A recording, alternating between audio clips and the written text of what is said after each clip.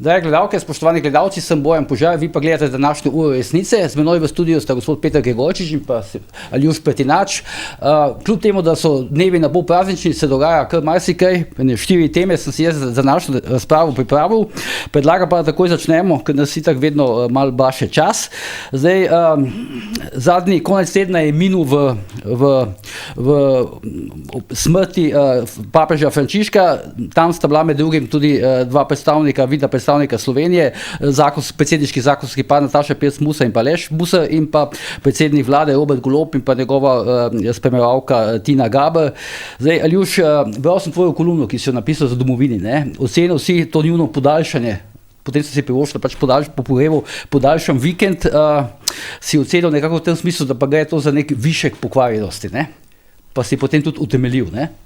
Ja, zato ker v bistvu navajeni smo, no, da predsednik vlade Golob in njegova sopotnica, ne, jaz jo kličem kar Robertina ali pa despot in despojna. Ja, to ime si ima ti dal. Daje ta vtis, ja, da bi se rada obnašala tako, ne, kot neka hegemona v slovenski politiki. Tudi mislim, da sta neločljivo povezana, čeprav ona nikoli ni šla na volitve in tudi ni na nobeni uradni funkciji.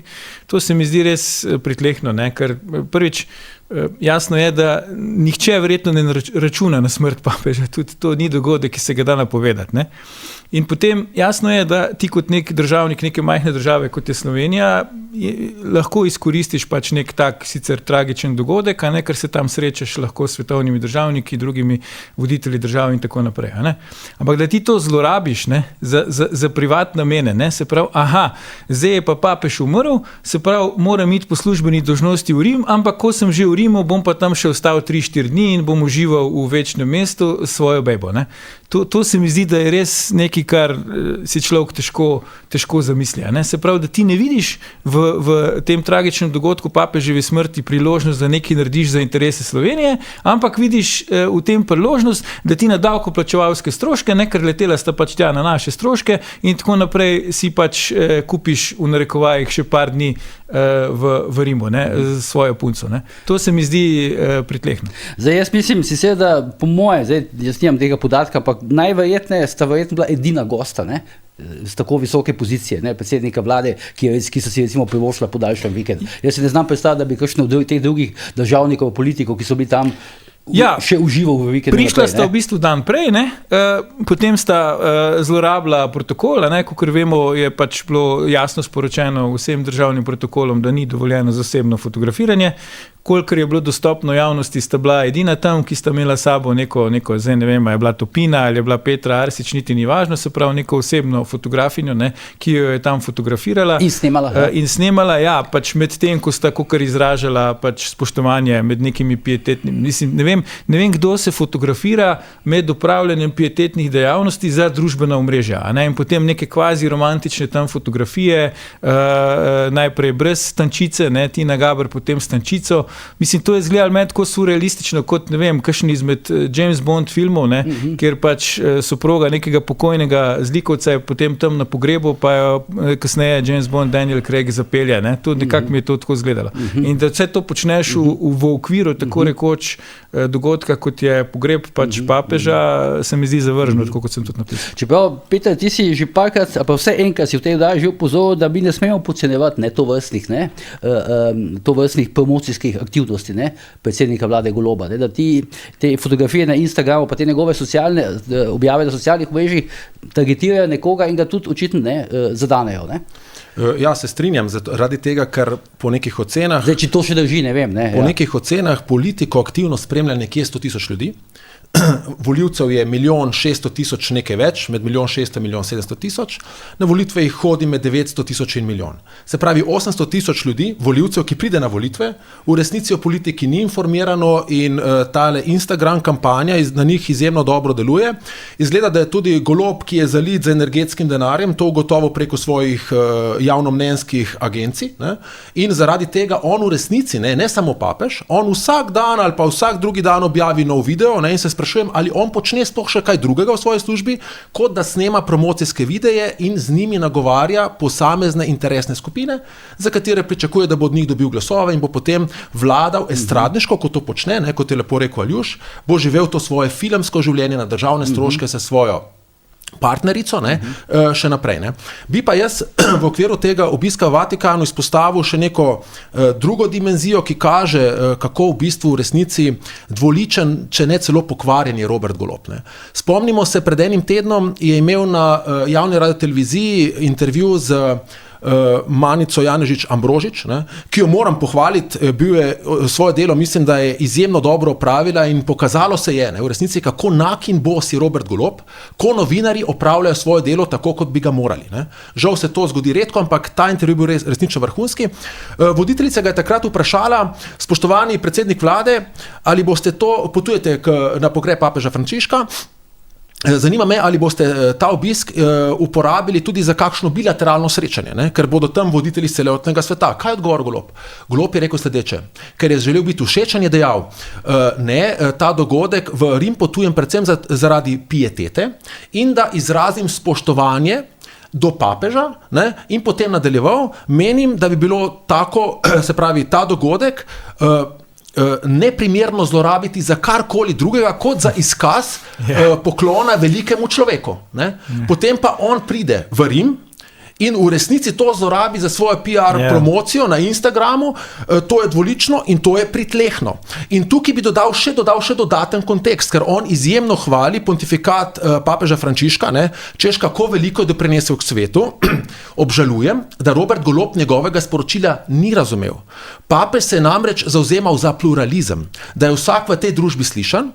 Kaj počne Robert Golob kot veliki vladar v naši državi? Ukinja vsakršen pluralizem, uničuje vse, kar je zasebno. Ne pozabimo, uničuje zdravstvo s tem zakonom. Zdaj, morda manj znano, napada zasebne vrtce, kjer ukinja zasebne vrtce. Ne? Skratka, ljudem jemlje pravico do svobodne izbire, kar je v popolnem nasprotju s tem, za kar se vzema papež Frančišek. Ne? In tudi sam menim, da če ta država ne bo radikalno spremenila svoje politike in ne bo začela vključevati zasebne pobude na tista področja, kjer zasebna pobuda lahko nekaj ponudi, ne, da se nam v tej državi zelo slabo piše. Poglejmo, v naši bližini imamo Hrvaško, mnoga podjetja se selijo tja, ker Hrvati so to dojeli, mi pa tega nismo razumeli. Ne, in Robert Golob ampak Roberta Goloba to ne zanima. Njega ne zanima pozicioniranje Slovenije v globalnem smislu. Njega ne zanima blaginja državljanov, njega zanima samo to, da sta on in njegova Tina, ne, lepa na Instagramu, da delita neke nasvete, da se kažeta, da živita svoje zvezdniško življenje, za vse ostalo ga ne briga, ne? Vse ostalo lahko zaradi njega tudi pocrka, on je tako ali tako zalit za denarjem iz energetike, ki ga uporablja za to, da vlada neomejeno in brezmejno. Zdaj, če gremo pač na njegov nastop, ne, ob interpelaciji, ne, ki je sicer seveda bilo pričakovano, da je preživel normalno, takšno so pač razmerja sil v državnem zboru, ampak zdaj v tem nastopu v bistvu je opisal Slovenijo kot najbolj fascinantno in uspešno državo na svetu, ne, za kar je seveda on zaslužen. Ne. Ampak ta zdaj, ne vem, 90%, 95% tega govora v bistvu nima neke, rekel, veze z resničnostjo. Ne.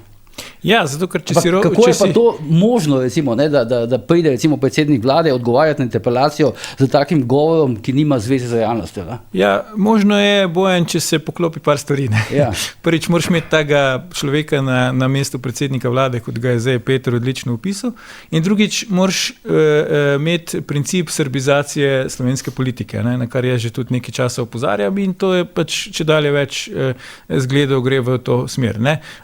Ko Golob reče, ne bom odstopil tudi, če KPK ugotovi konflikt interesov, ker imam še veliko za narediti. Ne? Zdaj, katerega voditelja nam bližnje evropske države bi si mislili, da bi lahko slišali, kaj tazga reči. Se pravi, srbskega predsednika Vučića. To je čist tipičen srbski primer. Ne? Tam recimo, ko novinarji vprašajo politika, od česa vi živite, reče od pomanjkanja dokazov. Ne? In Robert Golob je, recimo, naslednjič pričakujem, da bo Robert Golob pač kaj podobnega povedal. To mislim, že Plenković ne bi mogel kaj takega reči? Ne, absolutno da ne. Ja. Mislim, Plenković je pač, pa nisem zdaj nek fan ali pa pristaš predsednika vlade Hrvaške, ampak on je državnik najvišjega nivoja za recimo Roberta Goloba.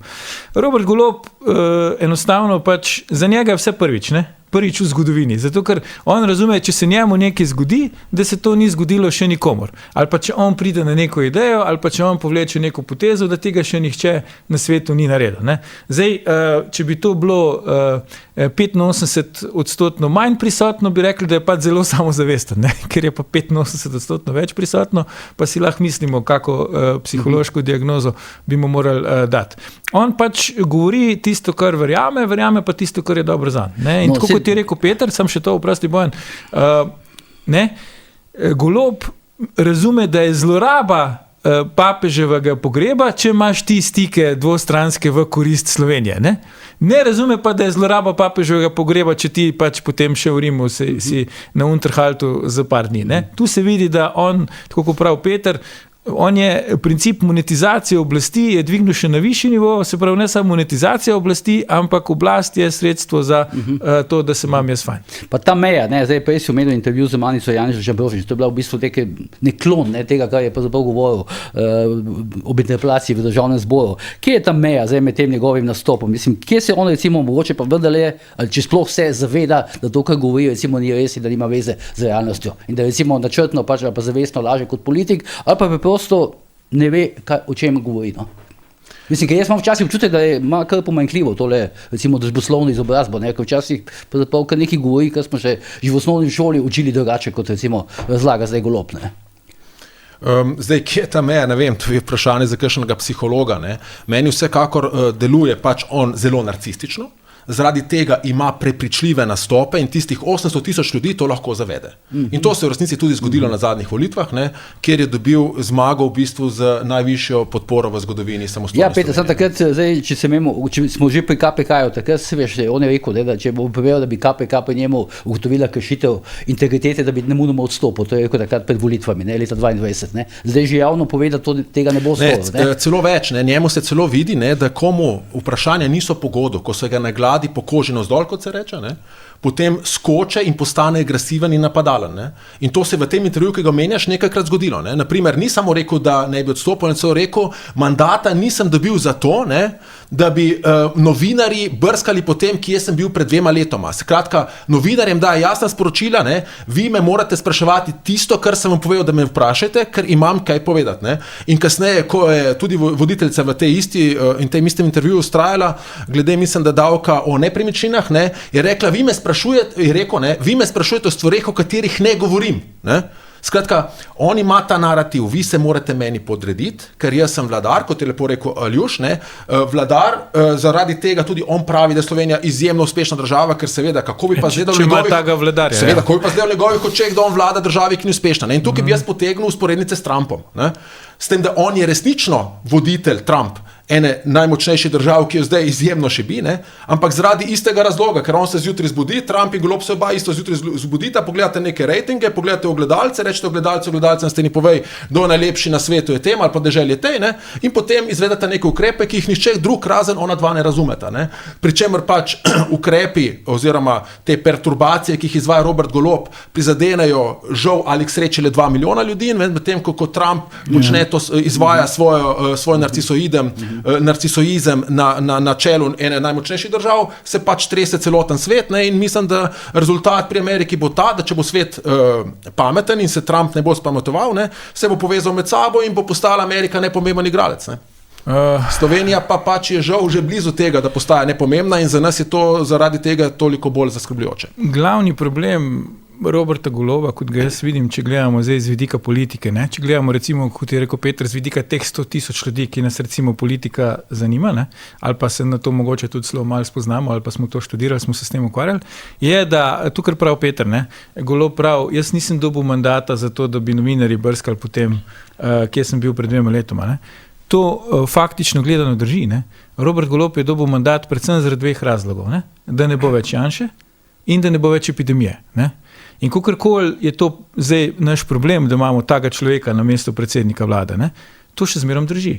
Robert Golob zaenkrat to zagotavlja. To, kar je Robert Golob, ni Janše in zaenkrat, hvala Bogu, pač zaradi vseh nas ni epidemije. Zdaj, če se bo, pa ne, da si tega želim daleč od tega, ampak če bi teoretično se zdaj pojavila neka taka krizna situacija, recimo, da bi se pri nas zgodilo to, kar se je zgodilo zdaj v Španiji, na Portugalskem, da zmanjka elektrike za dalj časa ali da se pojavi spet neka nalezljiva bolezen ali kaj tretjega, to bi potem pač zelo ušibilo vladavino Roberta Goloba. Do takrat, on zagotavlja, ni Janše in ni epidemije.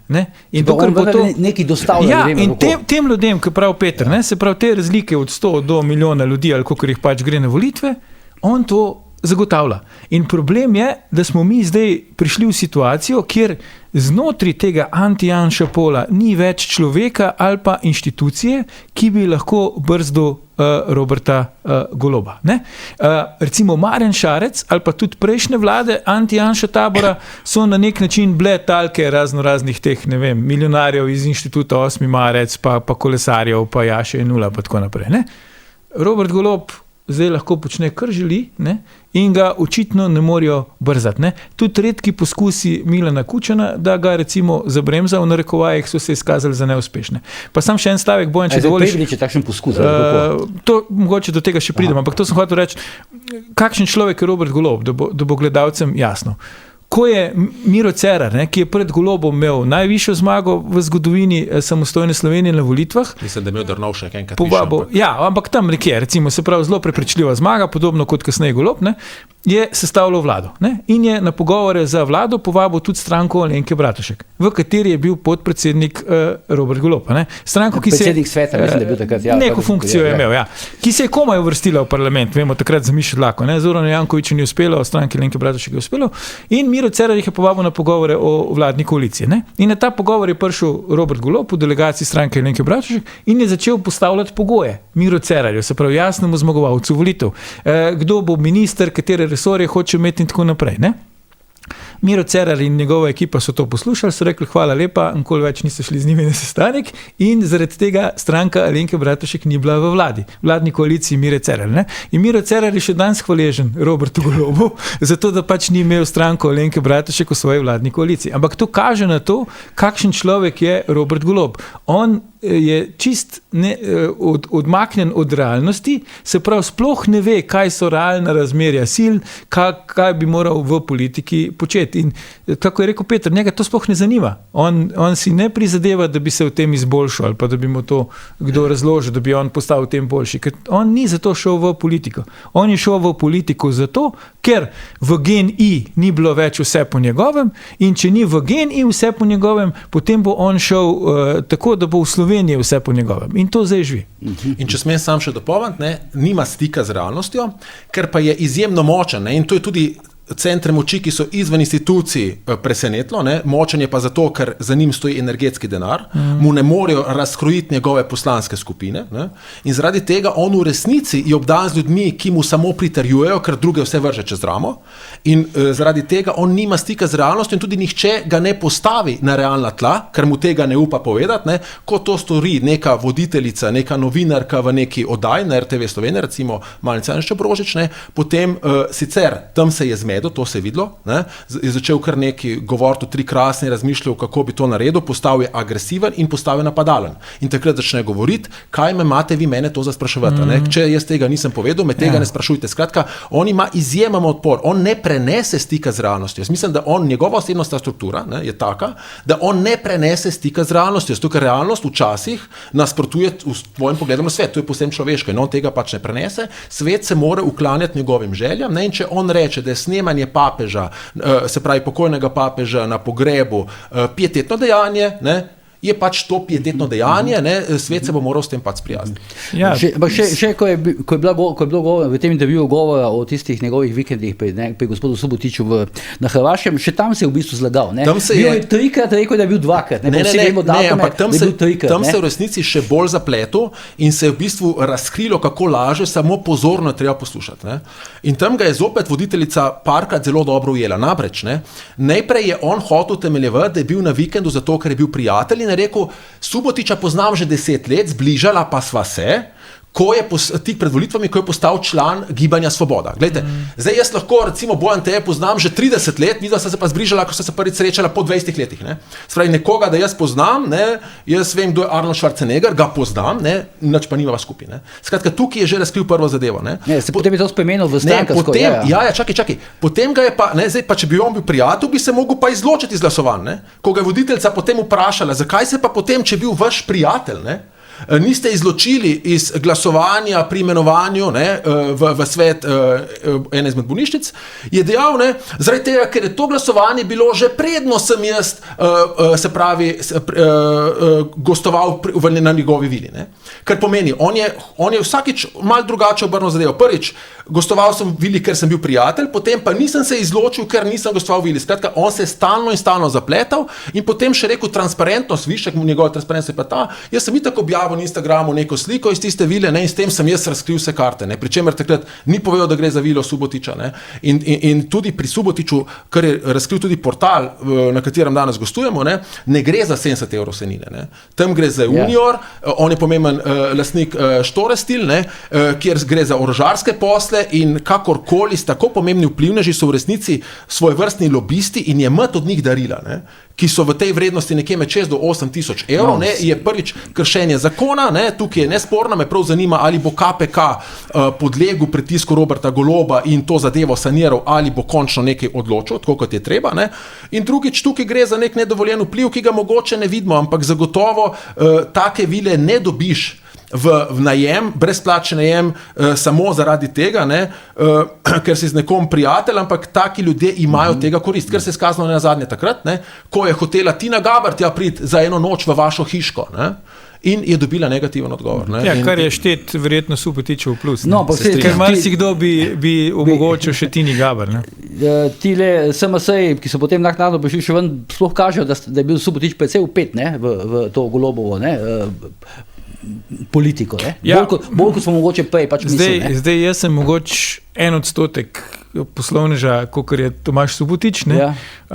Pa težko iz danes na jutr, recimo, ne, sploh iz neke tuje države preletim na sestanek predsednikov vlade, ne, ampak tam smo videli, ne, jutr ob 4 bi vas rad videl. 4 in 10 minut. Ne, 4 in 9 minut se videl. Kakorkoli, ne, 99% bom točen, ne, tako da to vse priznanje gospodu Subotiču, verjetno zaradi tega tako uspešen poslovnež, ki ima tako prilagodljiv urnik, ne. Sem pa hotel tole reči, ne, to, kar pravi Peter. Kako zdaj paradoksalno koristi Robertu Golobu, ne, da je uničil na nek način in eutanaziral RTV Slovenija. Ne? Vemo pač, rejtingi TV Slovenija so rekordno nizki, ne? Kredibilnost informativnega programa TV Slovenija je rekordno nizka. Se pravi, tudi ko pravi Peter, ne, se zgodi redek primer, da neka novinarka TV Slovenija pač korektno z novinarskega vidika opravi svoj posel, se to Robertu Golobu nikjer ne pozna, ker prvič tega praktično noben ne vidi, drugič temu noben ne pripisuje nobene teže in tretjič, ne, to zdaj ni več nič pomembno, ker pomembno je samo, da nam Golob zagotavlja, da ni Janše. In pomembno je samo, da tisto, kar Golob reče, je sveta resnica. Ne? Ker v prejšnjih teh primerih anti-Janša vlad, če je se zgodil nek zdrs, ali pa moralni zdrs, so ti politiki doživljali kritike. Ne? Spomnite se recimo, kako se je poročalo o zakonskih pa zunaj zakonskih razmerih Mire Cerarja. Ne? Zdaj imamo pa situacijo predsednice Državnega zbora, Urške Klakočar Zupančič, ne? Ki je v bistvu naredila nek coming out na zadnjih državnih proslavah, ne? Kjer ob njej stoji pač poročen moški, s katerim je očitno v neki intimni zvezi in skrati z njim poslovno sodeluje. Ne? In potem, ko smo praktično mesec, 2, 3 poslušali, da so to neka zlobna natolcevanja, grde laži, da nič od tega ni res in tako naprej. Ne? Zdaj pa enostavno se tam pojavita in mi to, celotna javnost, mediji, vsi to sprejmemo kot dejstvo. Ne? Še kakšen teden dni nazaj je pa recimo Pop TV, največja komercialna televizija, v rubriki Pop In poročil, ne, da je Urška Klakočar Zupančič šla na koncert Šank Roka, ker je všeč njihova glasba. Ne? Mislim, to je sprenevedanje res na ravni nekih srbskih provladnih tabloidov, ne? Oziroma tistega črnogorskega vica, komu ti bolj verjameš, svojim očem ali meni. Ne? In Robert Golob nasili, da mi bolj verjamemo njemu, kot pa svojim očem. Ampak gledaj, Aljuš, no, oziroma Peter, zdaj malo preskočim, no, ampak ta afera Karikador, ne, če sodeč po zadnji anketi Mediana, ne, mu je celo prenesla vzpon, ne, osebno Robertu Golobu. Mislim, Gibanje Svobode se je nekoliko padlo, ampak Robert Golob se je pa dvignil. Ne? Ja, zdaj Mediana, ne vem, kaj meri. Ne vem, kaj meri. Očitno je zmerila to. Ne? Ja, čisto možno, ne? Ampak sej Mediana je sposobna zmeriti marsikaj. Ne? Ampak jaz verjamem, da pač za ta del volilnega telesa, ki še zmerom ima v podtonu, da je bila epidemija, ki je na nek način bila povezana z Janšo, ali pa da so bili ukrepi, ki so bili pač takrat v veljavi pretirani zaradi Janše in za katere so demonizirali popolnoma pač Janeza Janšo, zakaj bi oni recimo pač zdaj, zakaj bi rejting Robertu Golobu tukaj padel? Ne? Rejting Robertu Golobu bo začel padati, ko se bo pojavila znotraj tega anti-Janša tabora neka resna alternativa. In ko se bodo centri moči in centri kapitala postavili za to alternativo. Ne? In tukaj ima Robert Golob neko, kot je Peter večkrat že prej tudi povedal, prednost pred vsemi temi ostalimi anti-Janša favoriti, ne? Šarc, Cerar, Alenka Bratušek in tako naprej, celo Zoran Janković, ker je ekonomsko bistveno močnejši. Ne? In ker je dokazal v teh letih vladavine, da je zato, da je on na oblasti in da se ima fajn, pripravljen poteptati praktično vse postulate pravne države in prilagajati zakonodajo tako, da to finančno koristi njegovim podpornikom. Ne? In potem imamo recimo smetarskega barona. Zakaj bi najbolj znan slovenski smetarski baron, ne, pa medijski tajkun, pa kaj vse še je, zdaj stavil na nekoga drugega, kakor na Roberta Goloba? Zakaj bi recimo najbolj znan slovenski gradbeni baron zdaj stavil na koga drugega, razen na Roberta Goloba? Ne? To se moramo vprašati. In ko se to vprašamo, potem ugotovimo, da ali jim je všeč. Jaz verjamem, da Milanu Kučanu recimo ni všeč vse, kar Golob počne, ali pa večino tega, kar Golob počne. Ampak ne, Milan Kučan ne more dvigniti telefona in smetarskega barona in gradbenega barona prepričati, da bosta ona dva šla proti svojim lastnim poslovnim interesom. To sem trdno prepričan. In ker tega ne more storiti, pač gledamo to, kar gledamo. Telenovelo Robert Golob in Tina, imamo se fajn. Hkrati pa ista anketa pokazala, ne, da je pa Janezu Janši po oprostilni sodbi v Celju, pred okrožnim sodiščem v Celju, v aferi Trenta pa padel rejting. Če smem tukaj, ta anketa je, se pravi, za interpretacijo, to, kar želimo zdaj speljati, je problematična. Zakaj? Ker znano je, da nek dogodek, ki se zgodi v javnosti, terja nek čas, da se usede v kolektivno zavest. In poleg tega je zelo odvisno, kako ga tretirajo tisti mediji, ki imajo doseg in kako ga tretirajo družbena omrežja. In ta anketa je bila, mislim, da je bila izvedena koliko teden dni po obeh teh zadevah. Zaradi tega sam mislim, da sploh še ni zaznala. Zdaj, in zato je treba gledati pred objavil je pa medij, ki je v bistvu nosil zastavo v tej aferi, ki ga dol. Ampak treba je ankete imeti tudi z zrnom soli, in predvsem na družbenih omrežjih, zdaj kot jaz spremljam, Robert Golob kraljuje in to zadevo, kar ga dol, razen komercialne televizije ni pokrival nihče, ker ni pomemben samo dogodek. Mi dogodek zaznamo in o njem si ustvarimo, recimo kot volivci, neko svoje mnenje. In tukaj je lahko mnenje, pa kaj se mene, in tako so ga tudi medijsko zelo dobro zaspinali. Pa kaj, se mene tudi nek prijatelj, recimo Ljuš me povabi k sebi na vikend, pa odpreva mal žar, pa mal ta žar ovrtima, ker se videlo tudi, da je Robert Golob šel na to, ko je pri Manici Janišče Ambrožnič rekel, jaz nisem bil tam na dopustu. Jaz sem bil tam čez vikend, se pravi, njega je bolelo to, da bi ga vprašali, ali je on pisal dopust, ker je bil čez vikend, pa to ni bil dopust. Zdaj mnogi Slovenci danes... S tem, da se zanga vikend itak kot četrtek začne. Seveda, ampak ljudje grejo zdaj na podaljšan vikend, jutri je praznik, petek je praznik, ponedelja in to ni njihov dopust, po Robertu Golobu, to je pač nek vikend. In če bi dobili zastonj hotel, ampak bi pač bilo to stališča, te interpretacije, ampak kakorkoli. Na koncu prevlada tisto, o čem se ljudje pogovarjamo in kakšno interpretacijo pripišemo nekemu dogodku. In če ta dogodek relativiziramo, kar je Robertu Golobu zelo dobro uspelo, potem ta dogodek nima nikakršnega ali ima zelo minimalni vpliv na javno mnenje, pri čemer javno mnenje pride vedno za zamikom. Še nekaj sem hotel. Glede tega, kar je pa govoril Aljuš, o fenomenu Roberta Goloba bi izpostavil sledeče. To se ljudje velikokrat, se pravi premalokrat zavedamo. Za uspešen vstop v državnozborsko politiko, ki je specifična, so potrebne 3 stvari. Prepoznaven obraz, finance in kadri. To so 3 pomembne zadeve, pri čemer recimo tranzicijska levica obvladuje dovoljšne finance in dovoljšen kadrovski bazen, vedno pa je iskala nov obraz, se pravi ta prepoznaven obraz in s tem prepoznanim obrazom je izpolnila vse 3 pogoje in uspešno vlada že ne vem koliko 20 let. Ne.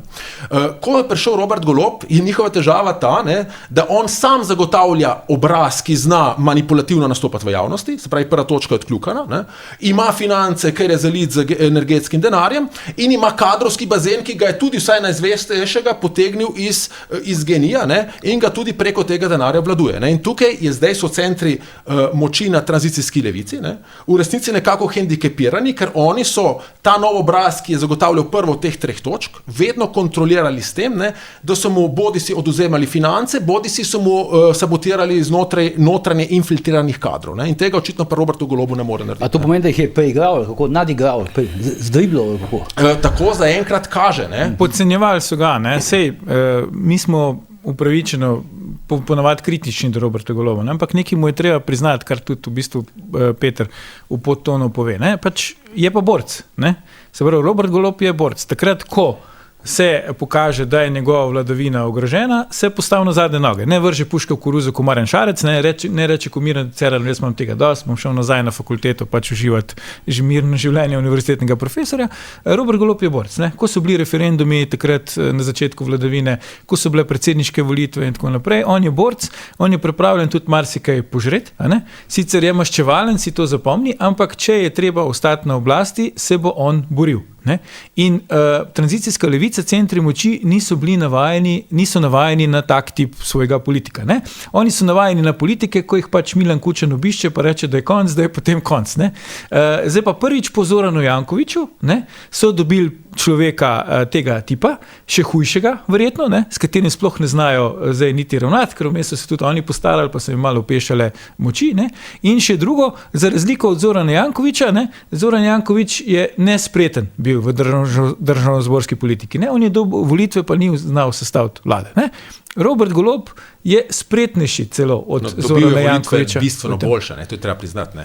Je dobil večjo večino, ampak teoretično bi tudi on lahko je rabil koalicijo. Ne? Se pravi, če bi se on skregal za levico pa za SD-om, pač ne bi mogel sestaviti vlade. Ne? Ker Zoran Janković v bistvu se sam ni rabil skregati takrat z koalicijskimi partnerji potencialnimi in bi lahko sestavil vlado. Ampak mu to ni ratalo. Ne? Ker Robert Golob ti je pripravljen danes obljubiti vse, jutri ne bo dostavil nič od tega, ampak to mu niti ni važno. Važno mu je, da te dobi na svojo stran. A ne?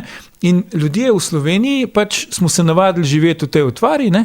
Da verjamemo njemu, namesto da verjamemo svojim očem. In to je zelo težko potem premagati, sploh če je ta resnica, ki jo vidimo na lastne oči, pač neprijetna. In ta resnica je neprijetna. Ne? Samo ena stvar, Fiskalni svet je objavil, mislim, da v začetku aprila, da je primanjkljaj v prvih 3 mesecih znašel preko 450 milijonov evrov v Sloveniji, ne? Kar je 2/3 več kot recimo v enakem obdobju lani. Ne? To je novica, ki je šla čisto mimo vseh nas. Ne? Zakaj? Zato, ker se ukvarjamo z fotografijami Tine Gaber in Roberta Goloba na pogrebu papeža, ker se ukvarjamo s tem, kolikokrat je bil v vili Tomaža Subotića v Krigadorju in tako naprej.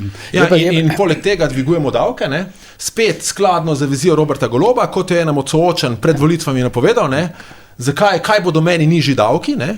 Če bi bili nižji davki, bi mi ostali višji neto in jaz bi samo več zapravljal za neumnosti. Ne? Skratka, on vse gleda čez svojo lastno perspektivo, če ne rabim jaz, ne rabite niti vi. Ne? Se pravi, važno, da je meni fajn, vi mi to plačujete, jaz se bom imel dobro. Ne? In to se je pokazalo že pred volitvami, ampak ljudje tega pač niso razumeli tako, zdaj so občutili na svoji koži, bojim pa se, ne, da tudi pri naslednjih volitvah tega ne bodo razumeli. In zato tudi uničuje javne sisteme, ne? Se pravi, on uničuje sistem zdravstva, ker on tega ne rabi, ne?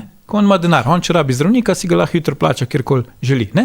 In pri tem pa uporablja samo vklicane velike branitelje javnega zdravstva. Ne? In zdaj se je lotil izobraževalnega sistema in uničuje vse to. Ker njegov interes je, podobno kot recimo veliki up enkrat dela desnice na X-u, Matej Rigelnik, država, to je brez veze, dajmo mi kar državo ukiniti. Robert Golob pa Matej Rigelnik se strinjata v vseh točkah, razen v tem, da bi verjetno Matej Rigelnik rad bil na mestu Roberta Goloba. Ampak v tem, da mi ne rabimo države, ker pač mi, ko imamo denar, itak to vse dobimo, zakaj bi mi to financirali za ene druge, ki pa denarja nimajo, ne, in bi na naš račun te storitve koristili, ne.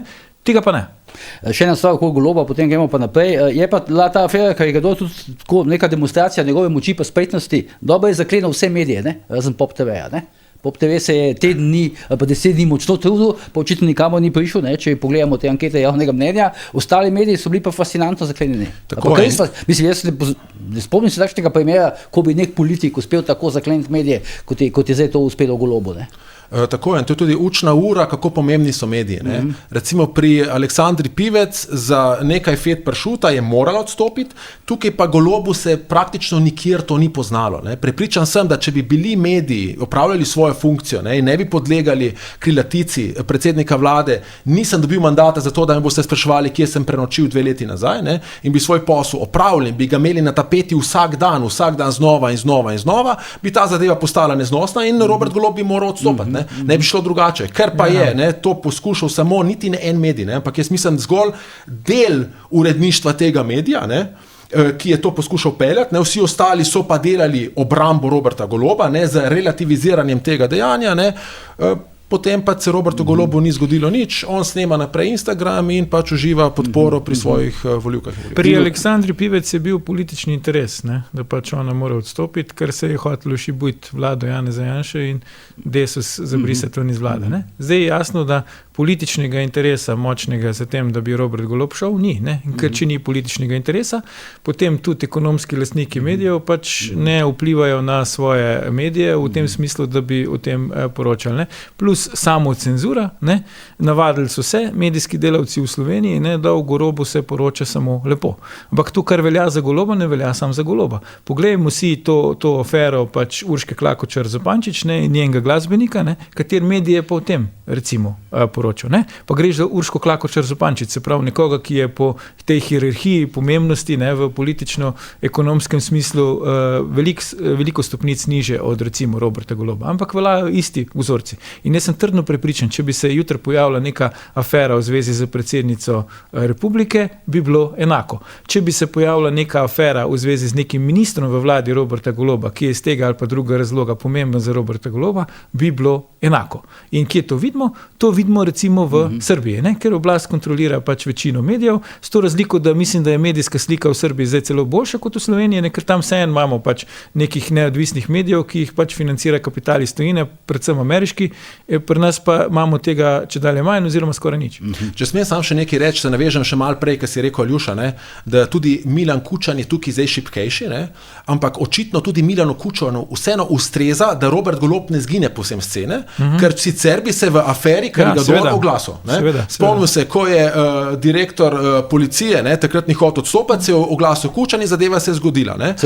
Datum je postavil. Tako, ne. Skratka, in tudi Roberta Goloba je v resnici Kučan rešil pred volitvami, ne, glede njegove manipulacije za njegovo plačo. Ne. Skratka, to kaže na to, ne, da v resnici imamo še vedno centre moči izven institucij, ki potrebujejo za svoje preživetje konsolidiran levi prostor. In Robert Golob, poleg vsega, kar smo že danes našteli, ne, jim zagotavlja tudi to konsolidacijo. Oni se zavedajo, da če Roberta Goloba zbrišajo scene, ne, Vladimir Prebelič tega prostora ne more zasesti preko 50%, ker to oni rabijo. Oni ne rabijo Vladimira Prebeliča, ki je prišel s fantastičnim rezultatom 25 poslancev, ne? Ker potem ne bodo imeli konsolidacije levega političnega prostora. Ne? Ampak s tem mi nekako Slovenci postajamo ujetniki Janša in anti-Janša pola, ne? Ker če sem prej omenil 3 točke, ki jih rabite v državnozborski politiki, se pravi prepoznan obraz, finance in kadri, ne? Kako je na levem polu smo razložili, ne? Na desnem polu pa ima to v resnici samo Janez Janša, ne? In tukaj imate zdaj samo 2 pola, ki med sabo tekmujeta, ne? In časih se mi zdi, mogoče izpleta razmer, ne? Da imamo v bistvu mi, zdaj bom malce figurativno rekel, ne? Eno partijo in 2 obraza, ne? Skratka, levega in desnega. Levega in desnega imamo Kučano in imamo Janšo. Ne? Zdaj, jaz, ker nisem politik, ne? Zdaj tvegam seveda napad, zdaj pa iz desnice, ne? Ampak mene to ne zanima, jaz sem zavezan javnosti, jaz ne rabim nobenega glasu, ker ne kandidiram na nobenih volitvah in si upam to svoje razmišljanje podati v javnost in v diskusijo. Ne? In zdaj, ne, jaz sem šel prav gledati, ne, na desnici sem šel gledati letnice politikov, ne, imate Janšo, ki ima 66 let, potem je Logar, ki ima 48 let, ne, se pravi, vmes je 20-letna luknja, ne, kadrovska luknja, se pravi, nikogar ni. Zdaj, zakaj se je to zgodilo, ne? Če ne bi nič vedeli o nekem backgroundu, obstajata samo dve možnosti. Prva, ne? Da je ta generacija bila povsem nesposobna, ne? Druga pa je ta, ne? Da je tista struktura, ki je vladala, ne? Načrtno poskrbela, da naslednja generacija se ne more razviti, ne? Zaradi tega, da ne bi ogrozila njene vladavine. In v resnici mislim, da je Slovenija talka, ne, tega kadrovskega deficita, kjer imamo eno partijo in dva obraza, ne, ki ne nujno, da sta dogovorjena. Lahko je to zgolj zaradi nekih vzročno-posledičnih povezav, drugi služita. Ne. Janezu Janši je pomembno zgolj to, da dobi največ glasov na volitvah, če tudi ne sestavi vlade. Ne. Volivce mora seveda povedati nekoliko drugače, zaradi tega, da ga volijo, ne, da ohranja tale mit junaka. Ne. Na desni strani imate pa centre moči izven institucij, ne, ki jim tak status quo tudi ustreza. Na levi. Centre moči izven institucij, ki jim tak status quo tudi ustreza, ne, zaradi tega, ker s tem oni pač veselo biznisirajo. Ne. In zdaj, če gremo, če smem kar jaz odpreti temo in gremo na Celjsko sodišče. Ne. Izvoli. Sem v različnih, tudi intelektualnih krogih se gibljam o tem, črpam tudi svoje vedenje in razmišljanje o svetu. Ne? In na Veliki petek mi je en od mojih kolegov, ki ga izjemno cenim, poslal sporočilo, rekel, kaj se je zgodilo s slovensko pomladjo, ne? Križi, župniki in primerjanje Janeza Janše, ne, z Kristusom križanim. Ne? In rekel sem, mislim, da se je vse skupaj skisalo. Ne? Jaz najprej ne povem, mislim, da ti procesi, ki so po mojem mnenju tudi montirani procesi proti Janši, ne, so pač so krivični, se strinjam. Ampak zdaj pa gledam jaz stališča enega državljana, ne, in ko opazujem to sliko, ki sem jo malo prej opisal, ne, vidim nekako takole. Ne, imamo v Sloveniji dve cerkvi. Ne, levo cerkev in desno cerkev, ne, se pravi leve vernike in desne vernike, ne, ki ti dve cerkvi napajata, potem pa v sredini smo vsi ostali žalujoči, ne, ki si ne želimo religiozne politike, ampak si želimo politiko, ki bi končno začela delati v dobro ljudi, ne, ki bi to državo razvila v smeri, ne, da bi v njej lahko vsak od nas, ne glede na naše svetovno-nazorsko prepričanje, naše talente, razvil svoj potencial v vsej svoji polnosti. Ne. Tako pa imamo pač eno partijo in dva obraza in ta dva obraza vedno se odpre vprašanje, ne, med tema dvema obrazoma, ne, kdo od njiju bo zasedel nek prostor, ki ga je treba zasesti, da se na koncu v resnici nič ne zgodi. Ne. Ko to zasede leva vlada, ne, tako kot je rekel bivši predsednik Pahor v nedavnem podcastu, ne, tisti izbranci levih tranzicijskih omrežij, ne, zelo dobro vedo, da so na tistem mestu, recimo predsednika vlade, samo zaradi tega, ne, da skrbijo, da se nič ne spremeni in to tudi zelo dobro uresničujejo. Ne. Ko pride pa desna vlada, ne, se pa zgane vsa medijska mašinerija, kar je sicer za demokracijo dobro, ne, in Janezu Janši oziroma desni vladi, ki mislim, da katerakoli bi bila, ne, da ne bo pomote tukaj, jaz ne mislim, da je Janez Janša edini, s tem bi mu dal preveliko težo, kdorkoli bi se sem postavil in bi hotel kaj spremeniti. Ne. Na desni strani, ne, pač zažene celotno mašinerijo in te zadeve blokira. In kaj je rešitev, sam je ne poznam, menim, da rešitev je več aktivnega državljanstva, ne? In z tega stališča pozdravljam drobljenje tudi na desni sredini, ne? Zaradi tega, ker negativno selekcijo vi premagate samo s tem, da imate boj talentov, prej ali slej bo en preživel in šel, ne nazadnje ljudje, ki nam vladajo, so tudi že stari. Res boš mogoče kritik, zdaj boš tača kritik. Zagotovo bom tača kritik, ampak moja naloga ni... Bom jaz to popravil. Ampak svojega poslanstva ne vidim v tem, da me vsi hvalijo. Svoje poslanstvo vidim v tem, da podajam svoje razmišljanje, ki ni nujno pravo, ne? Da ga podajam v javno razpravo, da se tukaj razne debata in samo čez ta diskurs vidim, da lahko se enkrat to Slovenijo premaknemo, ker v resnici mi tonemo, po vseh lestvicah tonemo. Boš kaj še dodal tukaj? Ja, na sodišču mislim, da smo nekako končali. Ne? Zdaj to, kar smo se prej pogovarjali, da nam je bilo fascinantno, da je Janši rating padel po oprostilni sodbi, ne? Po tej pač anketi Mediane. Ne?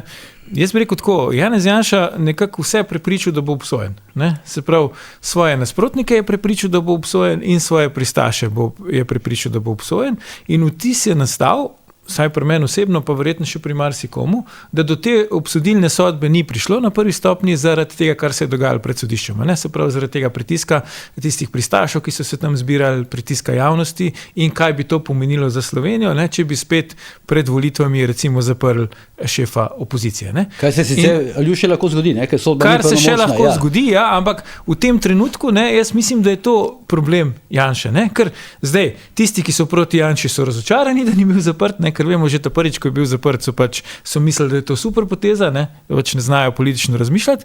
Tisti, ki so pa njegovi pristaši, pa zdaj, če verjamejo, da ni bil obsojen zaradi tega, ker so oni demonstrirali pred sodiščem, na nek način pristanejo na tezo, da gre tu zares za neko krivosodje, se pravi, ki sodi ne po principih prava, ampak po nekih drugih principih. Tako da tle v bistvu nihče ne more biti prav zadovoljen, ne? Ker s tem, ko Janša ni bil obsojen, se podre ta teza, da je pač pravosodni sistem uperjen proti njemu, ne?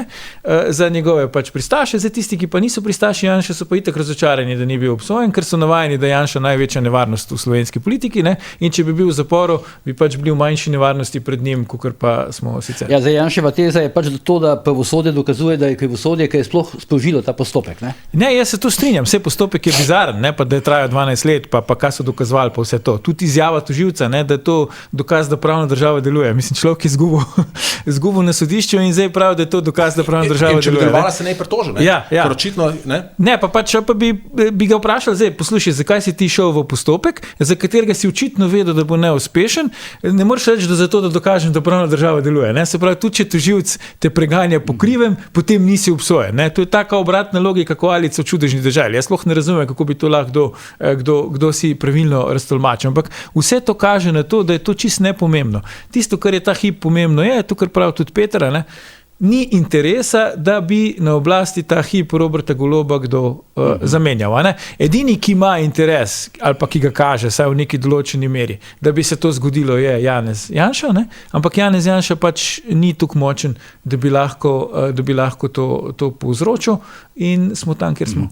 Zdaj, omenil si drobljenje desnice. No? Prejšnjo soboto je bil kongres Slovenske ljudske stranke. Zdaj, Peter, v bistvu 3 kandidati, 2 kandidatki, Nina Strah, se je bila tukaj sedela kot zdaj ti, pa Tina Bregant, bil je tudi kandidat Marko Balažič, dosedanji predsednik Slovenske ljudske stranke. Zdaj, Nina Strah je v nekem momentu odstopila, že pravzaprav na začetku kongresa, zmagala je Tina Bregant, Marko Balažič je pa iz predsedniškega mesta bil izvoljen za podpredsednika stranke. To je sicer svojvrsten fenomen, ne, v slovenski politiki. Jaz ne vem, če je to sploh kdajkoli se že kje na svetu nekaj podobnega zgodilo, ampak kaj se je zgodilo v soboto na kongresu SLS? To je zelo dobro vprašanje. Ker si insider. Ja, ker sem insider. Pa ker ne kandidiraš, pa lahko poveš, ne? Ja. Zdaj, gre za precej obrobno stranko, ki je zdaj okrog 1% in se bori v resnici za državno financiranje. Ne. Z tega stališča morda ne zasluži velike pozornosti, ampak ko sem sam razmišljal o SLS-u, tudi zato sem se malo njega kasneje poglabljal, sem videl, da v resnici, če mi želimo razumeti fenomen, ki sem ga prej razložil, ne, ena partija, 2 obraza, ne, moramo razumeti SLS. Ne. V SLS-u se vse to skupaj namreč združi. Ne. Zdaj, morda lahko insidersko povem, da sem jaz že en teden pred kongresom od človeka, od nekega svojega vira, ki me še nikoli ni dal napačne informacije, rekel, glej, dogovorjeno je, ne, Tina Bregant bo izvoljena, Marko Balažič bo odstopil, se umaknil v zameno za plačano službo na stranki, ne, prišlo je do dogovora, da v tem času, ne, konča fakulteto, ne, ko je lagal o izobrazbi. Aha, zdaj je priznal, kako? Ne, to mi je rekel vir. Ne? In na koncu zasede neko mesto v desni vladi. Ne? To mi je povedal vir teden pred kongresom. Ne? Zdaj, vse te stvari, razen tega, da je on končal fakulteto, bomo videli, če je sposoben to končati, pa da bo desna vlada pa zasedel službo, ne, so se uresničile. Ne. In zdaj, kar je najbolj tukaj zanimivo, je to, ne, predsednica Tina Bregant, ki mimogrede čestitam za izvolitev, ne, je takoj po izvolitvi napovedala jutri zjutraj, kongres je bil soboto, ne, v nedeljo 27. aprila, jutri zjutraj potujem v Valencijo na kongres Evropske ljudske stranke, ne? In potem je skušala nekako zmotoviliti na povabilo bivše predsednice, bivše zdravstvene ministrice Španije. Ne? In moji viri so mi rekli, ne, so me opozorili, preberi si pravila kongresa. Ne? In sem šel in sem jih poiskal. Kongresa EPP-ja. Kongresa EPP-ja. Ne? In v pravilih kongresa EPP-ja piše, ne, 3. člen, lahko si vsak pogleda, ne, da delegati morajo biti poimensko in z naslovom najavljeni do 17. aprila, torej do četrtka pred kongresom Slovenske ljudske stranke. Ne? Kar v resnici kaže, ne, da se je že vnaprej vedelo, da bo izvoljena Tina Bregant. Ne? Po mojih informacijah v ozadju se niti vodita brata podobni, ki še vedno to stranko obvladujeta. Ne? To se je tudi zgodilo, ona je bila že najavljena na kongres je tudi odšla. Ne? To, kar je pa naredila Nina Strah, mislim, da je potegnila izjemno pametno in politično veščo potezo, ne, ki smo jo vajeni morda pri mnogo bolj izkušenih strankah. Ne. Ona je podala na začetku proceduralni predlog, zahtevala je transparentnost. Kaj je namreč rekla? Rekla je, želim, da mi dostavite sezname odborov, ki imajo volilno pravico, ne, se pravi potem povezavo, kateri delegati jih zastopajo, število plačanih članarin, ker mora imeti vsaj 5 plačanih članarin odbor, da lahko nastopa na kongresu, ne, da ni prišlo do kakšne goljufije, kdaj je bil sklican zadnji občni zbor, ker to tudi vpliva na to, ali lahko se udeležijo kongresa ali ne, in kdaj je bila zadnja plačana članarina. Ne. In tega podatka ne da ni dobila. Bivši predsednik stranke je celo razburjeno dejal, da če bi te podatke, ki so osnovni podatki transparentnosti, podali, ne, da bi bila to kršitev statuta. Ne. In ko je ugotovila, da tega ne more dobiti, je pametno rekla, zaradi netransparentnosti odstopam, ker v bitki, ki ni transparentna, ne, v resnici vsak, ki ne hlepi po neki funkciji, ne, ravna racionalno, zakaj bi se spuščal v neki, kar je že vnaprej izrežirano. Ne. Če bo tukaj v studiu rekla, da ne bo odstopila, ne? Zdaj, 10 dni prej približno, oziroma 14 dni pred kongresom. Mogoče, mogoče, ampak zdaj morate njo vprašati, kako je ona potem prišla do teh spoznanj, ne? Ampak na tem kongresu je dala proceduralni predlog, ne? In teh podatkov ni dobila. Ne? Izpostavil pa še dvoje, ne? Še eno stvar bi izpostavil. Kaj, to pomeni, da so si, preprosto so naredili nekaj fiktivnih lokalnih odborov? Tega ne vem, ampak zdaj pa jaz kot komentator spremljam vse sorti, ne? In sem šel gledati tudi IPES, ne? Se pravi te stranke, se pravi njihova finančna poročila, in kaže, da odkar je bil Balažič izvoljen, leta 2022 je bil izvoljen z predsednika, ne? Je masa članarin padla za dobrih 20%. Ne? Ker pomeni, da se lahko tega potegne sklep, da jim članstvo padlo za 20%. Marko Balažic pa na Radio Ognjišče, kjer so ga predstavili kot političnega analitika, ki je mimogrede tudi predsednik stranke, ne? Pred kongresom je se pohvalil, ne? Češ, moj mandat je izjemno uspešen, na tem kongresu bomo imeli 25% več delegatov, ne? Kot so jih imeli na zadnjem kongresu. Skratka, glej, delegati ti rastejo ob padajočem članstvu, to ni logično, ne? Se pravi, to je nek sum na fiktivne odbore. Mislim, vsaj dva primera poznamo, ampak to je športnih zvez. Ne? V judo zvezi in pa v plesni zvezi so pred raznimi skupščinami ustanavljali te fiktivne društva, ne? Zaradi tega, da so pač pridobili na moči oziroma na številu volilnih glasov. Ne? Izvoli, Aljuš. Ja, nič, mislim, sem spremljal, mislim, da je Peter pač vse povedal, no. Jaz mislim, da je nenavadno, da bivši predsednik stranke potem ostane podpredsednika, ne. Logično bi bilo, da pač nova predsednica si postavi neko svojo ekipo. To očitno kaže na to, da je šlo za neke predvolilne dogovore na kongresu, kaže tudi na to, da si verjetno bivši predsednik predstavlja. Zdaj, ali je to dejansko res ali ne, jaz težko ocenjujem, da bo imel nek vpliv na novo predsednico, ne, da bo neke vrste pač lutka njegova tam v stranki, ne. V zvezi z diplomo bi rekel, da nam zgledi iz Golobove vlade kažejo, da diploma prej ovira kot pač prednost pri tem, da si v naslednji vladi. Ne vem, kako bo s tem, če bo Balažic kandidiral za ministra. No. Bi pa rekel, da ne po politični moči ali pa ne po ekonomski moči, ampak po karakterju pa Balažic me spominja na nekega desnega Roberta Goloba. Ne. Ker to, da ti rečeš, da imaš diplomo, pa je ne boš pokazal, ne, to je stvar, ki bi jo pač pričakoval od nekega Goloba. Ne. Kar se pa stranke SLS tiče, mislim, da je dobila ambiciozno predsednico. Po moji oceni je sicer predsednico, ki bi lahko bila predsednica še marsikatere druge stranke, ta hip v Sloveniji, če bi jo pač k temu povabili ali pa če bi jo omogočili kandidaturo. A bo to dobro za SLS ali bo slabo, jaz ne vem. Bi pa rekel, da bo stranka težko prišla ven iz tega položaja, kot je rekel Peter, ne, da bo pač se borila za resen vstop v parlament, ker vidimo, da glavnim akterjem znotraj stranke mogoče to niti ni prvi interes. Ampak jim je interes pač imeti neke pozicije in ohraniti neko moč znotraj stranke. Je pa ena stvar, no, mediji so recimo te počitali, ne, da pač si poskušal prevzeti SLS v imenu Janeza Janše, čeprav si na teh omizih precej kritičen do Janše, ampak zdaj, gospa Bregant je bila pa državna sekretarka v Janševi vladi. Ne. Zdaj, mediji so to sicer povedali, napisali, ampak niso ji pa učitali, da za tem prevzemom SLS-ja stoji recimo Janez Janša, čeprav bi to bilo lahko prej izpeljano, kot recimo v tvojem primeru. Ne? Glej, točno tako do tega sem hotel priti. Za vsem tem skupaj so prstni odtisi Janeza Janše in bom to tudi pojasnil. Najprej sem pa dolžen pojasniti te očitke glede prevzema stranke. Moram pojasniti gledalkam in gledalcem, kaj se v resnici zgodilo. Po evropskih volitvah je kar precej odborov prišlo do mene in me prosilo, da jim pomagam. Ker sem videl, kakšne so razmere v stranki, in tukaj imam ločeno mnenje od Aljuša, ki je rekel, da Balažic pričakuje, da bo Tina Bregant pod njegovim vplivom. Balažic ni faktor v tej stranki. On je pač maskota stranke, tako kot bo Tina Bregant, maskota stranke, centri moči so tukaj, zato je to pomembno. To je Slovenija v malem. Se pravi, sistem Slovenije, kjer so centri moči izven institucij, je SLS Slovenija v malem. In Marko Balažic, on je s tem rešil dve zadevi, sem razmišljal. Prvo zadevo, ohranil je plačo in s tem eksistenco, dobil bo s tem neko štipendijo, da konča fakulteto, bomo videli, če je to sposoben. Ampak to je zanimivo, da skočim, da ne pozabim kasneje, to je zanimivo, ker Tina Bregant je tukaj na tem stolu, ker zdaj sedi Aljuša, rekla, da se ne bo zaposlila kot predsednica stranke, zato ker ni za to dovolj denarja v stranki. Zdaj očitno je pa denarja dovolj, pa ravno dovolj, zato da Balažic dobi plačo. Ampak najprej to, se pravi, prva stvar, rešil bo, se pravi, svojo službo, Druga zadeva, izognil se bo temu, česar se on zelo dobro zaveda, fiasko na državnozborskih volitvah. In zapomnite se moje besede, kaj se bo zgodilo, ko SLS ne bo prišla v državni zbor, takrat bo Balažic nekako opran te teže, da je ni on pripeljal. On bo rekel, jaz nikoli nisem imel priložnosti, tako kot rekel po kongresu, nikoli nisem imel priložnosti peljati te stranke na volitve na kongres. Zdaj pa, da gre tukaj za prstne odtise Janeza Janše, ne preše tisto, se pravi, po volitvah so prišli določeni ljudje do mene in jaz iz spoštovanja jih nisem želel grobo zavrniti.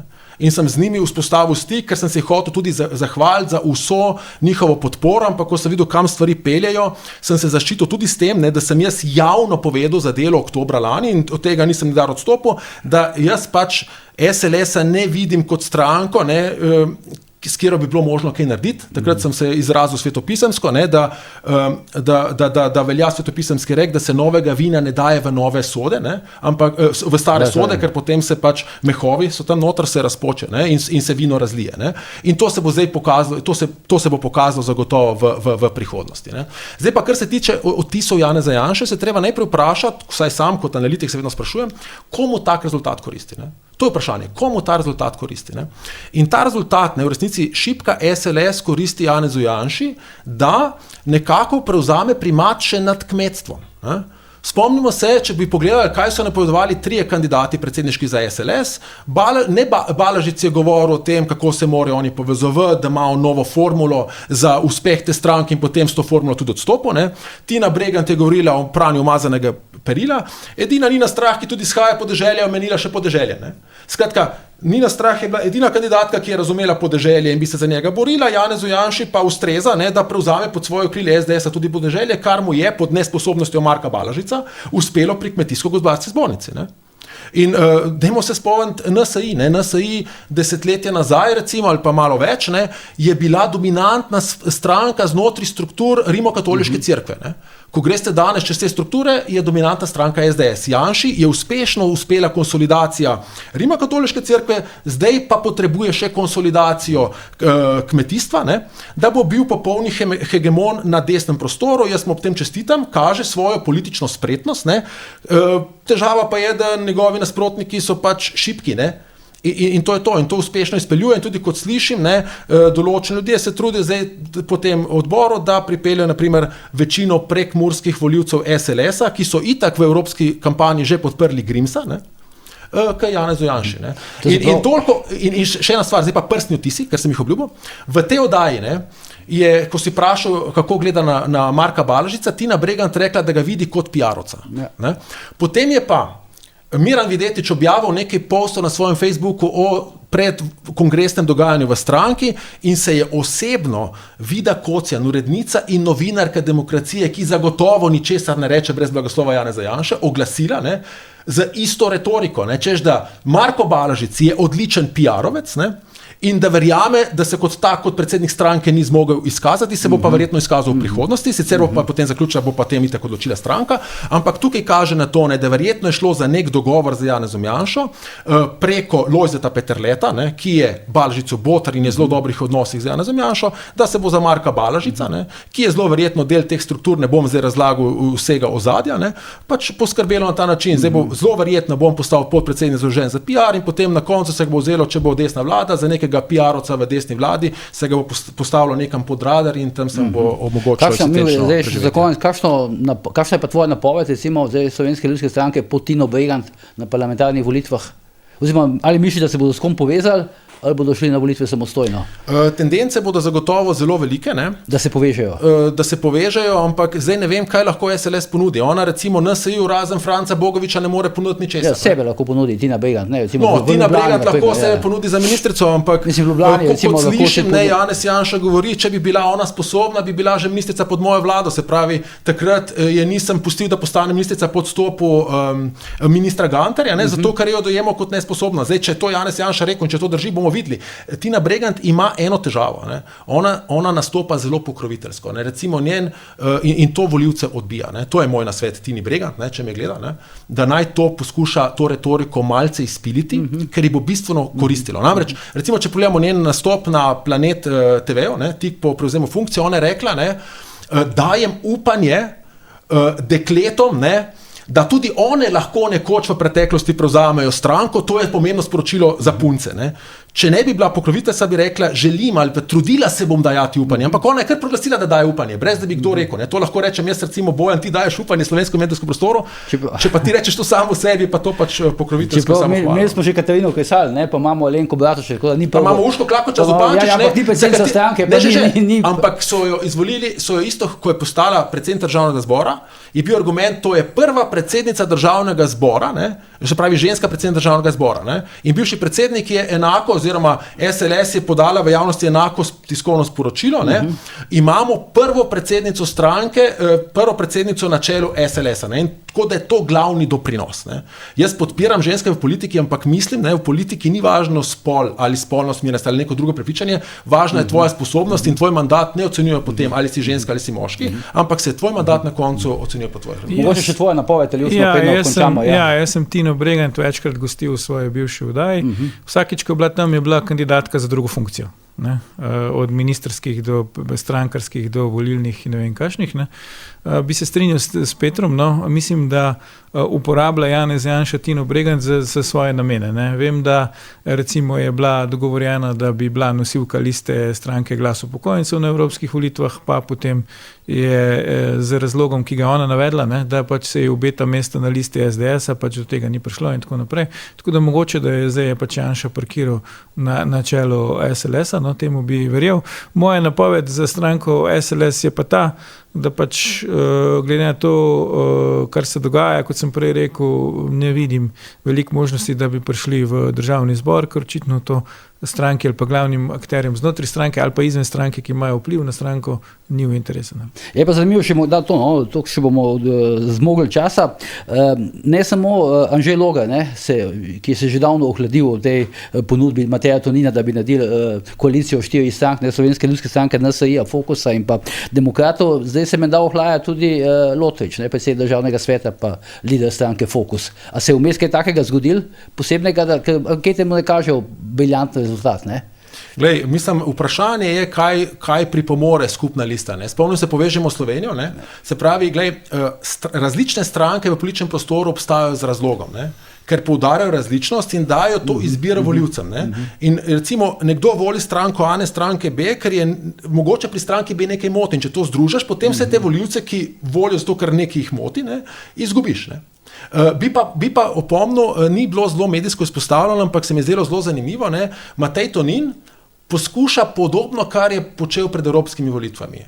preko medijev sestavljati desni blok, preko medijev ponuja Anžetu Logarju mandatarstvo tega desnega bloka. Damo že na prvem sestanku to ponudil. Ampak to počne preko medijev, kar očitno počne z neko PR-ovsko agendo in tukaj mislim, da se bo Nova Slovenija zopet ustrelila v koleno in tudi zaradi tega, pa še zaradi drugih stvari, verjetno trepetala na koncu ali prišla v državni zbor. Skratka, jaz ne razumem tega, če bi mene nekdo povabil preko medijev sodelovanja, bi to sodelovanje a priori zavrnil, ker tukaj vedno za dobronamernost, dobronamernost je pa ključna, gre takrat, ko te jaz na 4 oči pokličem, vse to ni zagotovo ima Logarjevo cifra, in tega ne počneš preko medijev. Preko medijev to počneš takrat, ko želiš provocirati, ko želiš trasirati svojo pot in potem tega človeka PR-ovsko izkoristiti. In še eno zadevo. Nekaj podobnega, kot zdaj razlaga po medijih Karel Erjavec, da on podpira. Karel Erjavec. Preveliča, čeprav se to še nista sestala. Tako, Karel Erjavec zelo dobro uporablja ta medijska dvigala, se pravi navaja ljudi, s katerimi se sploh ni slišal, zato da pridobi nekaj medijske pozornosti in kot smo že ugotavljali, on gre verjetno po tisti 1%, ki bi bo prinesel dodatek k pokojnini, čeprav ni umetnik, kulturnik, če se malce šali. Še eno stvar bi rekel, se mi je pa zdelo izjemno zanimivo še ena zadeva. Na tem kongresu so bili predstavniki SDS-a, NSI in Fokusa. Ko so mediji vprašali Logarja, zakaj ga ni bilo, je Logar rekel, ker sem imel že vnaprej dogovorjene obveznosti. Ampak kaj je Logar s tem sporočil? Da je on stranka enega človeka? Ker on bi lahko poslal nekoga iz SDS-a. Recimo, gledajte, SDS ni prišel Janez Janša, tam sta bila Tonin pa Lotrič predsednika, oni so poslali poslanca Breznika. On bi lahko poslal Evo Jrga, lahko je poslal Novaka, lahko je poslal tudi kakšnega drugega. Skratka, s tem odgovorom je Logar bodisi želel zakriti, da mu ni bilo do tega, da pride na stranko in je torej lagal, kar politik ne sme, bodisi je sporočil to, da gre za stranko enega človeka, unipersona, kar smo v bistvu vajeni pri Robertu Golobu in če bo šel v tej smeri, to ne bo dobro. Ja, sem še pol stavka na to, kar je zdaj na koncu Peter rekel. Anže Logar se je v tem studiu soočil z vodjo poslanske skupine Socialnih demokratov. Če si ti predsednik stranke, pa kandidiraš za mesto predsednika vlade po naslednjih volitvah, se nimaš kaj soočati z vodjo poslanske skupine neke druge stranke. In tu kaže na to, da Logar sam pri sebi ni prepričan, da je on zdaj nek najvišji nivo slovenske politike. In za nekoga, ki je cel življenje v politiki, je to praktično nesprejemljivo, ker te formalne stvari so v politiki zelo pomembne in ni toliko pomembno, kako sporočilo on s tem dal volilnemu telesu, ampak je bolj pomembno, kako sporočilo on s tem dal svojim političnim tekmecem. In sem trdno prepričan, da če bo nadaljeval s tovrstnimi sporočili, tako kot tudi Peter prav, bodo pač oni to razumeli in se bodo skladno s tem tudi do njega obnašali. Tako da zaenkrat me ne prepričujejo poteze Anžeta Logarja, odkar je ustanovil svojo stranko, da resno smisli s tem, da bi vodil prihodnjo vlado. Ta pravila so pomembna, kako? Ja, absolutno, to so pač formalne stvari. To je tako, kot bi recimo, ne vem, če karikiram v športu, kot bi se trener neke ekipe soočil v studiu z igralcem neke druge ekipe. To se pač ne dela. Skratka, ali pa predsednik kluba soočil z, ne vem, pomočnikom trenerja ali pa fizioterapeutom iz neke druge ekipe. To se pač ne dela. To so formalne stvari, ki so pomembne zaradi tega, da seveda ti utrdiš svoj status.